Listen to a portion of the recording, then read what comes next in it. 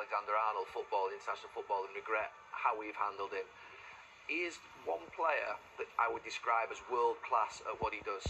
There's no doubt about that. He's unique in terms of sort of his delivery, his set-piece play. We know Gareth loves set-pieces. He'll have Saka with his left foot. He won't want to put Rice on set-pieces. So I think the idea of having Trent in there isn't just to get that second midfield player that sort of, if you like, beefs it up a little bit. Mainu, Wharton and Gallagher are not ideal either. And I think he wants that second one in there. And I go back to that. We're talking about Trent Alexander-Arnold here. No one ever doubts the fact that he's special. Really special, and we've mishandled special players for 20, 30, 40 years. We're trying to get him into the team, and let's have a see how it goes. It may work brilliantly today. It could be exceptional. Let's have another look at that team, because I wanted to ask you a bit about the defence as well, Annie, and whether there is a weakness in anywhere in that team if it is in the defence. I think if you look at the threats from Serbia tonight, Mitrovic is a huge threat, both from set pieces and, you know, from crosses. Gahey, obviously, is probably going to be the preferred partner to Stones.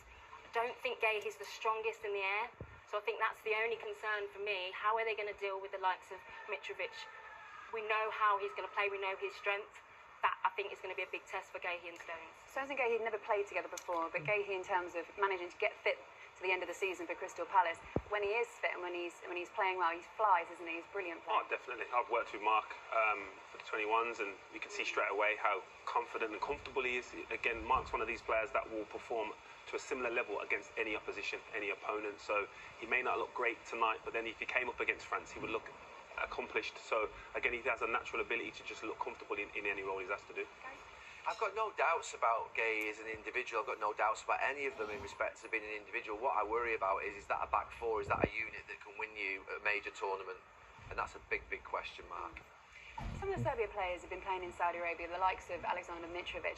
Is there any part of you that feels that, yes, it's a good league and it's getting much better, and I know you want to answer this question, but is there any part of you that feels that that is not a great league to prepare you for world-class football? I think it depends on what position you're playing. For Mitrovic, he's out there, he's getting lots of exposure, getting chances, creating, scoring goals, so they're going to be the things he's going to be exposed to in this competition. I think if you're a defender playing out there and the level of defending may not be, or the opponent may not be as the same level as the Euros, then it could hinder you. But for Mitrovic, I think it's perfect.